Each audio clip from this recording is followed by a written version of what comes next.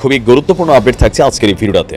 সেনা প্রধান পদত্যাগ করেছেন। তো তার পদত্যাগ করার পর তার বেশ কিছু ছবি ভাইরাল হয়েছে, পাশাপাশি ডক্টর ইউনূসের সাথে।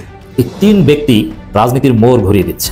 সেনাপ্রধানের খায়েশ, ভারতের বড় প্রজেক্ট সবকিছু টস নস করে দিচ্ছেন এই তিন ব্যক্তি। এই তিন ব্যক্তি দেশপ্রেমিক। ওয়াকারকে পদত্যাগ করতে হবে, সেনাবাহিনীর ভারতপ্রেমী জেনারেলদের উৎখাত করতে হবে, সেনাবাহিনীতে একটা সংস্কার কমিশন বসাইতে হবে, গুম খুনের কুশলভ সকল অফিসারদের পুলিশের হাতে সোপর্দ করতে হবে। আওয়ামী লীগকে রাজনীতি করতে দেওয়া হবে না, আওয়ামী লীগকে নির্বাচন করতে দেওয়া হবে না। বাংলাদেশের দরকার হইলে আরেকটা জুলাই হবে, দরকার হইলে আবারও রক্ত দিব, আবার লড়াই হবে। বাংলাদেশে এখনো দুটি ক্যান্সার রয়ে গিয়েছে উল্লেখযোগ্য দুটি জায়গায়, সেনাপ্রধান ওয়াকারুজ্জামান এবং রাষ্ট্রপতি শাহাবুদ্দিন চুপ্পু। এই দুটো ক্যান্সারকে যদি দ্রুত গতিতে অপসারণ করা না যায় তাহলে সেই ক্যান্সারের ভাইরাস পুরো বাংলাদেশ ব্যাপী ছড়িয়ে যাবে। দর্শক, রাষ্ট্রপতি শাহাবুদ্দিন চুপ্পুর বিদায় ঘণ্টা বেজে গেছে। তিনি নেই এটি ধরে নিয়ে কিন্তু সমস্ত আয়োজন প্রস্তুতি চলছে। এতগুলো কথা বলার কারণ হলো আজকে সকাল থেকেই রাষ্ট্রপতিকে বিদায় করার যে আয়োজন, সেই আয়োজন শুরু হয়েছে। এই কুত্তার বাচ্চা কি বাংলাদেশের রাজনীতি করার অধিকার আছে? কতটা লজিক্যাল! ভারত আমার বাবার সাহায্য দিয়েছে, ভারত পাকিস্তানকে ভাগ করেছে, ওরে কেউ জুতা পিটা করার মতো কি কেউ নাই? আমার সাথে কোনো আওয়ামী লীগের কম্প্রোমাইজই নাই, কোনো অপরাধ নাই। এই দেশে আওয়ামী লীগের কোনো নিশ্চিহ্ন থাকতে পারবে না। এই আওয়ামী লীগ আমার দেশের খুনি, লুটেরা, হত্যাকারী, নির্যাতনকারী, নিপীড়নকারী, ওদেরকে নিষিদ্ধ করতে হবে। আমাদের ইস্যু এখন একটাই, ডক্টর মোহাম্মদ ইউনূস আপনি আওয়ামী লীগকে নিষিদ্ধ করে দিন, আমরা সবাই শান্ত। আপনাকে যে চ্যালেঞ্জটা দিলাম আপনি এটা গ্রহণ করতে পারবেন? যদি পারেন জাতির বীর হিসেবে থাকবেন, না পারলে জাতির কাছে নিকৃষ্ট হয়ে বিদায় নিতে হবে। ওয়াকারুজ্জামানের কোনটা মাথা আর কোনটা পা, কোনটা হাত, কোনটা তার মুন্ডু হয়তো খুঁজে পাওয়া যাবে না। জনগণ ছিঁড়ে ফেলবে। ওয়াকারুজ্জামান, তোকে বলছি, তোকে ছিঁড়ে ফেলবে। তুই যতই ভালো মানুষ সাজার চেষ্টা করিস না কেন, তুই নরাধম দেশশত্রু ভারতের এজেন্ট। আওয়ামী লীগের চ্যাপ্টার ক্লোজড, ওপেন করার কোনোই অবকাশ। আসসালামু আলাইকুম দর্শক, আশা করি সবাই ভালো আছেন। নতুন একটি ভিডিওতে সবাইকে স্বাগত। বাংলাদেশের রাজনৈতিক প্রেক্ষাপট নিয়ে ভিডিওর শুরুতে কিছু ভিডিওর অংশ বিশেষ দেখেছেন। মূলত আজকের এই ভিডিওটিতে সেই সকল ভিডিওর বিস্তারিত আলোচনা দেখতে পারবেন। ভিডিওর শুরুতেই যে সকল ভিডিও দেখেছেন তা থেকে আন্দাজ করতে পেরেছেন আজকের এই ভিডিওটি কতটুকু গুরুত্বপূর্ণ হতে চলেছে। অতএব চলুন না টেনে একটি লাইক দিয়ে সম্পূর্ণ ভিডিওটি দেখে আসি। এবং আমি আশঙ্কা প্রকাশ করছি, ওয়াকারুজ্জামানের কোনটা মাথা আর কোনটা পা, কোনটা হাত, কোনটা তার মুন্ডু হয়তো খুঁজে পাওয়া যাবে না। জনগণ ছিঁড়ে ফেলবে। ওয়াকারুজ্জামান, তোকে বলছি, তোকে ছিঁড়ে ফেলবে। তুই যতই ভালো মানুষ সাজার চেষ্টা করিস না কেন, তুই নরাধম দেশশত্রু ভারতের এজেন্ট। ওয়াকারুজ্জামান আওয়ামী ও ভারতীয়দের এজেন্ট, এটা আমি বলে আসছি। অনেকেই মনে করছে সে তো একটা দেশপ্রেমিক জেনারেল, দেশকে রক্তপাত থেকে বাঁচিয়েছে। সে সুপরিকল্পিত ভাবে হাসিনাকে সরিয়েছে। সে সুপরিকল্পিত ভাবে এই দেশটাকে ভারতের হাতে আবার তুলে দেওয়ার প্রতিজ্ঞা করে সেই দিকে এগোচ্ছে। ওয়াকার ও তার দোসরদের নর্দমায় নিক্ষেপ কর, তাদের উৎখাত করো। ওয়াকার হচ্ছে পুরনো শত্রু, হাসিনার আত্মীয়, প্রতি বিপ্লবী। সে 3রা আগস্ট পর্যন্ত গুলি করে মানুষ হত্যা করেছে। জাতিসংঘের রিপোর্ট এসছে, তারা সরকারকে বলেছিল এই সেনাবাহিনী দিয়ে মানুষ হত্যা করলে এই সেনাবাহিনীকে জাতিসংঘে পাঠানো হবে না। ওয়াকার সেই ভয়ে 3রা আগস্ট যখন দেখলো হাসিনার পতন অবশ্যম্ভাবী, তখন সে নতুন কথা বলা শুরু করলো। ভারতের সঙ্গে যোগাযোগ করে হাসিনাকে পাঠিয়ে দেওয়ার ব্যবস্থা করলো। হাসিনাকে 45 মিনিটের নোটিশে পাঠানো হয়নি। ওয়াকারুজ্জামান ভারতের সঙ্গে 3-4 দিন আলাপ আলোচনা করে ভারতীয় সেনাপ্রধান ও ভারতের অজিত দোভাল তাদের ন্যাশনাল সিকিউরিটি চিফের সঙ্গে কথাবার্তা বলে হাসিনা রেহানার এখান থেকে যে পালিয়ে যাবার সুযোগ করার সব ব্যবস্থা করে ফেলল এবং বেআইনি ভাবে বাংলাদেশ বিমান বাহিনীর বিমান ব্যবহার করে তাকে দিল্লি পাঠিয়ে দেওয়া হলো। ওয়াকার পুরনো শয়তান, সে হাসিনার দোষর। এবং শুধু ওয়াকার না, জেনারেল আকবর থেকে শুরু করে ডক্টর ইউনূসের মিলিটারি সেক্রেটারি জেনারেল ফেরদৌস পর্যন্ত আরো 15-20 জন জেনারেল প্রত্যক্ষভাবে ভারতের দালালি করছে, এতে সন্দেহ নেই। তারা প্রথম দিনেই 5ই আগস্ট তারা আসিফ নজরুলকে নিয়ে যে ষড়যন্ত্র করলো, ডক্টর ইউনূসকে বাদ দিয়ে ভারতের পদলেহনকারী আসিফ নজরুলকে প্রধান উপদেষ্টা বানানোর একটা পরিকল্পনা করেছিল এই ওয়াকারুজ্জামান। এবং ওয়াকারুজ্জামান মিথ্যা কথা বলেছে, বহুবার আমি বলেছি। সে বলেছে সেনাবাহিনীর হাতে কেউ মারা যায়নি, শুধু পুলিশ বাহিনীর হাতে লোক মারা গেছে। মিথ্যাচার করেছে। সে একটা দুর্মুখ, সে একটা ষড়যন্ত্রকারী, সে একটা বিশ্বাসঘাতক, সে একটা মির্জাফর। তার বিচার করতে হবে বাংলার মাটিতে। এদেরকে আড়মোড়া দিয়ে ভেঙে হ্যান্ডকাফ করিয়ে ফ্লোরে শুইয়ে রেখে পেটাতে হবে এবং বিচার করতে হবে। এগুলো এর সবগুলোই মৃত্যুদণ্ডের আসামি, ফাঁসির আসামি এখন দেশ চালাচ্ছে। কত বড় ধৃষ্টতা দেখেন! ক্যান্টনমেন্ট সামরিক ছাউনি, সেখানে বাংলাদেশের ভবিষ্যৎ নিয়ে আলাপ করার এই দুঃসাহস তাদের কি করে? তুমি বেটা একটা আর্মির জেনারেল, দেশে কি হবে না হবে, আওয়ামী লীগ নিষিদ্ধ হবে কি না হবে, সে তো তোমার বলার কথা না। হে ছোকরা, গালফলা ওয়াকার, এগুলো তোমার ব্যাপার না। এসব কথা যদি বলো তোমাকে জনগণ থাপ্পড় মেরে ফেলে দেবে। তুমি জনশক্তিকে তুমি তুচ্ছ-তাচ্ছিল্য করেছো। তুমি মনে করছো এক মির্জা ফখরুল, আমির খসরু মাহমুদ চৌধুরী আর জামাতের শফিকুর রহমান আর ওই যে খুনি এরশাদের সেই ভাই জিএম কাদের মিলে তোমরা দেশ চালাবে আর দেশবাসী আঙ্গুল চুষবে? তা হবে না, সেটা হবে না, হতে পারে না। তুমি তো জনবিদ্রোহ দেখোনি। কয়েক কোটি লোক ক্যান্টনমেন্ট ঘেরাও করে তোমাকে হিড় করে টেনে নিয়ে আসবে জাহাঙ্গীর গেটের সামনে দিয়ে। তারপরে তোমাকে পাওয়া যাবে না। তুমি এবং জেনারেল আকবর সহ বড় বড় পেট মোটা জেনারেল হাজার হাজার কোটি টাকা যারা চুরি করেছো, তোমাদের দেহের অংশ পাওয়া যাবে না। তোমাদের আত্মীয় স্বজনরা তোমাদের দফন করতে যে লাশ পাবে না, খুঁজে পাবে না। তোমরা ছিন্ন বিচ্ছিন্ন হয়ে যাবে। এটা বুঝতে পারছো? বুঝতে না পারলে আমার কাছে শোন, এখনই পদত্যাগ কর, নইলে তোমাকে আমরা ঘাড় ধরে হিড় করে টেনে নিয়ে আসবো। এই দুর্বল ডক্টর ইউনূস তোমাদের বাঁচাতে পারবেন না। ফেসিবাদ বিরোধী আন্দোলনে সক্রিয় সকল রাজনৈতিক দলগুলোকে, রাজনৈতিক দলের প্রধানদেরকে যমুনায় ডেকে এমার্জেন্সি মিটিং করুন। আপনার সেই মিটিং এর সামনে তাদের সামনে লিখিত কাগজ দিন। কাগজে লেখা থাকবে বাংলাদেশে আওয়ামী লীগের রাজনীতি নিষিদ্ধ আপনি চান কিনা।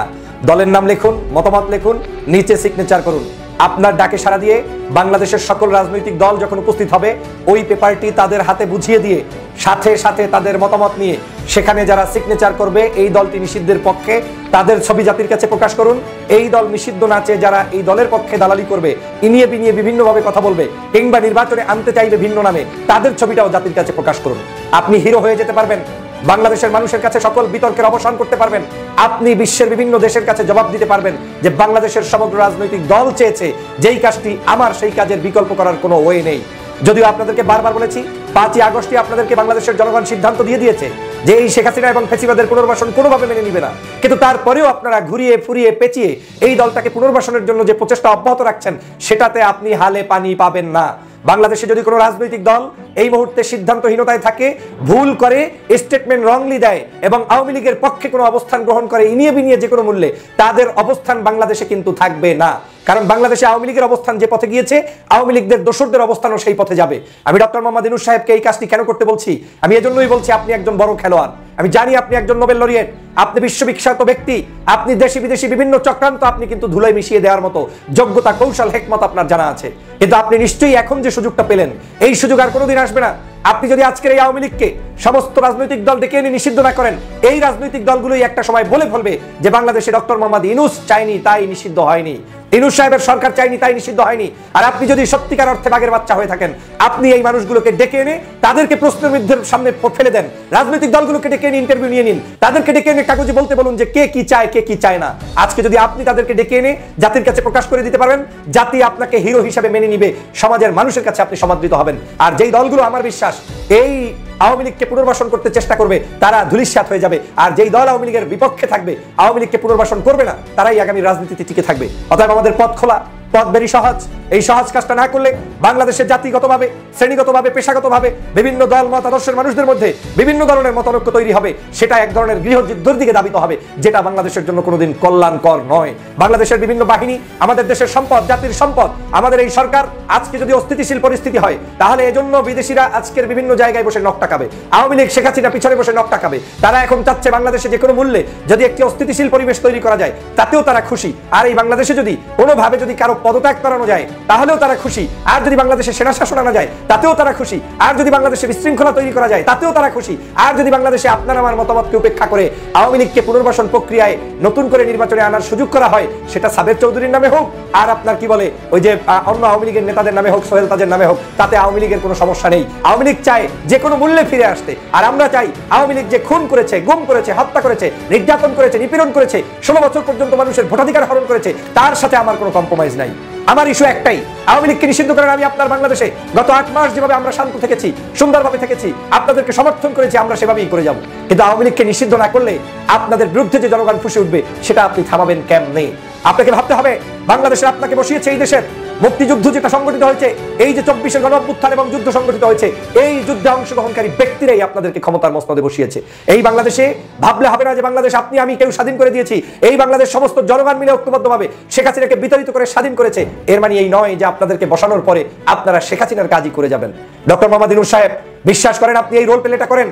আপনি যদি এখন করতে পারেন, আমি চ্যালেঞ্জ ছুড়ে দিলাম, একদিনের মধ্যে বাংলাদেশের যত ক্ষোভ আছে, বিক্ষোভ আছে, সব দমন হয়ে যাবে, বন্ধ হয়ে যাবে এবং সবাই মিলে তখন আসল মুনাফিক চেনা শুরু করে দিবে। আপনি রাজনীতিবিদদের সাথে এই গুলিটা খেলুন, এই দাবার কোটটা ছেড়ে দিন, দেখেন কোন দল কিভাবে মন্তব্য করে, কোন ব্যক্তি কি মন্তব্য করে, কি কারণ তারা লেখে, নিষিদ্ধের পক্ষে কেন অবস্থান তারা নিতে পারে কি পারে না, সেটা স্পষ্ট হবে। আর যখনই স্পষ্ট হবে তখন দেখবেন বাংলাদেশের মানুষ আপনাকে আর গালি দিবে না, তখন ওই রাজনীতিবিদদের মধ্যে কেউ যদি আওয়ামী লীগকে রক্ষা করতে চায় তাকে গালি দিবে। অতএব আপনি কেন সেটা করছেন না? যমুনায় এখন জাতীয় ঐক্যের এই সুযোগ চলে এসেছে, যমুনায় এখন এই সিদ্ধান্ত নেওয়ার সুযোগ চলে এসেছে। আপনি এই সিদ্ধান্ত নিলে জাতির কাছে সম্মানিত হবেন, দেশি বিদেশি সবাইকে বলতে পারবেন যে সকল রাজনৈতিক দল মিলে সিদ্ধান্ত নিয়েছি যে আওয়ামী লীগকে নিষিদ্ধ করতে হবে। আর যদি কেউ অসুবিধাও করে তাও আপনি বলতে পারবেন একটা দুইটা দল এখানে নিষিদ্ধের পক্ষে ছিল না, কারা ছিল না সেটা জাতি জানবে এবং তাদের বিরুদ্ধে জাতি মিছিল করবে। ডক্টর মোহাম্মদ ইউনূস, আপনি আওয়ামী লীগকে নিষিদ্ধ করে দিন, আমরা সবাই শান্ত। আপনি নিষিদ্ধ করে দিন, আমরা সবাই শান্ত, প্রমিস করলাম। কিন্তু আপনি নিষিদ্ধ করবেন না, তারপরে পরিস্থিতি যদি ভিন্ন দিকে ধাবিত হয় সেজন্য আপনাকেই দায় দায়িত্ব নিতে হবে। দ্রুত সম্ভব হলে আজকে এই মুহূর্তে আপনি সব রাজনৈতিক দলকে আপনার অফিসে ডাকুন, আজকে ডেকে তাদের কাছে রোজা মুখে উত্তর চান। ওই ভিতরে একটা বলে আসবে, বাহিরে বিবৃতি একটা দিবে, ফেসবুকে একটা লিখবে, পত্রিকায় আর একটা আসবে, মন্তব্য বক্তব্যতে ইনিয়ে বিনিয়ে বলবে আওয়ামী লীগকে নিষিদ্ধ করতে চাই, তবে যারা অপরাধ করেছে তারা। আমার সাথে কোনো আওয়ামী লীগের কম্প্রোমাইজই নাই, কোনো অপরাধ নাই। এই দেশে আওয়ামী লীগের কোনো নিশ্চিহ্ন থাকতে পারবে না। এই আওয়ামী লীগ আমার দেশের খুনি, লুটেরা, হত্যাকারী, নির্যাতনকারী, নিপীড়নকারী, ওদেরকে নিষিদ্ধ করতে হবে, করতে হবে, করতে হবে। একে থামানো যায় না, একে থামানো যায় না। এ বিকলাঙ্গ, একে যত মিডিয়াতে আনবে বিএনপিকে তত নিচে নামানো হবে। শুনেন এই কুত্তার বাচ্চার কথা শুনেন। আমরা তো ভারত আমাদেরকে সাহায্য করছে, কথাটা সত্য মানতে হবে। এই কুত্তার বাচ্চা কি বাংলাদেশের রাজনীতি করার অধিকার আছে? তারেক রহমান সাহেব, একে আপনার দলে রাখা কতটা লজিক্যাল? তারেক রহমান সাহেব, কতটা লজিক্যাল?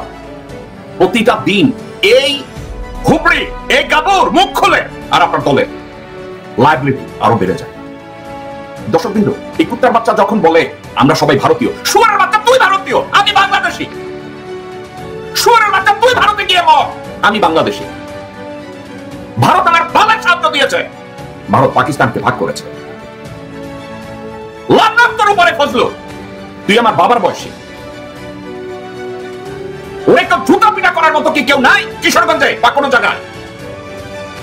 আমরা নাকি ভারতীয়? আরো রাজাকার আল বদর, এই দুইটা শব্দ ছাড়া এই শুয়ারের বাচ্চার মুখে আর কি কোনো শব্দ আছে? 2 দিন আগে এই বান্দরের বাচ্চা রিপাবলিক টিভিতে গেছে, ওরে পন্দের মধ্যে লাইটাইতে বাইর করতে পারে, টেলিভিশন শো থেকে পলাইছে। আর এখন বলে আমরা ভারতীয়। দর্শকবৃন্দ, আমাকে বলে জেকব গালি দেয়, জেকব ভালো না, জেকব ভদ্র না, জেকব বেয়াদব। দুনিয়ায় এত ভদ্রলোক আছে, আমার ভদ্রলোক দরকার নেই রে ভাই। পিনাকি ভট্টাচার্য, সাংবাদিক ইলিয়াস, ডক্টর কনক সরোয়ার, এই 3 ব্যক্তি রাজনীতির মোড় ঘুরিয়ে দিচ্ছে।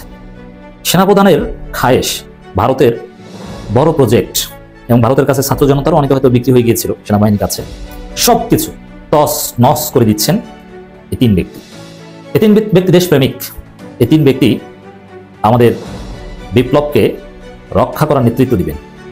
75-15 আগস্টে একটা বিপ্লবের পর যেরকম আবার আওয়ামী লীগ ফিরে এসে ফ্যাসিস্ট হয়ে উঠেছিল, সেই ঘটনার পুনরাবৃত্তি যাতে না হয়, 24-এর বিপ্লবীদের যাতে আবার ফাঁসি না হয়, দেশ ছেড়ে পালাতে না হয়, সেজন্য বিপ্লবের পূর্ণতা দানকারী হিসাবে এই 3 ব্যক্তি নেতৃত্ব দিচ্ছেন, দিয়ে যাবে। দেখেন, রাজনীতিবিদদের প্রতি আস্থা রাখা যায় না। যেমন আমিরে জামাত নিজেই সেনাবাহিনীকে দেশপ্রেমিক সার্টিফিকেট দিয়ে এখন তিনি নিজেই সেনাবাহিনীর বিরুদ্ধে ইঙ্গিতমূলক কথা বলতে বাধ্য হচ্ছে। অথবা সেনাবাহিনীকে যেভাবে অ্যাবসলিউটলি দেশপ্রেমিক সার্টিফিকেট দিয়েছে, এটা জামাত শিবিরের লোকজনই পছন্দ করতে পারেনি। এর মানে আসলে পুরোপুরি আস্থা বা কারো উপর রাখা যায় না। রাজনীতিবিদদের অনেক লিমিটেশনস থাকে, অনেক স্বার্থ থাকে, অনেক রিয়ালিটিস থাকে। যেমন হাসনাত শারজিস্তা, অনেক সময় তাদের অবস্থান অনেক কিছু পরিবর্তন বা দলের বাস্তবতা, দলের তাদের যে ফোরামের মিটিংয়ের অনেক কিছু তাদেরকে মানতে হয়, চাইলেও অনেক স্ট্যান্স নিতে পারে না। টাকা পয়সার বাস্তবতা তো আছেই, কিন্তু এই লিমিটেশনগুলোর ঊর্ধ্বে পিনাকি ভট্টাচার্য, সাংবাদিক ইলিয়াস এবং ডক্টর কনক সরোয়ার। এই যে দেখেন, সেনাপ্রধানের বিরুদ্ধে যে এখন তীব্র জনমত, সেনাপ্রধান যে এখন ওয়াকারুজ্জামান সাহেব যে এখন, আমি আশা করি সম্পূর্ণ ভিডিওটি দেখেছেন এবং বাংলাদেশের এই রাজনৈতিক প্রেক্ষাপট নিয়ে আপনার কি মতামত অবশ্যই কমেন্ট বক্সে জানিয়ে যাবেন।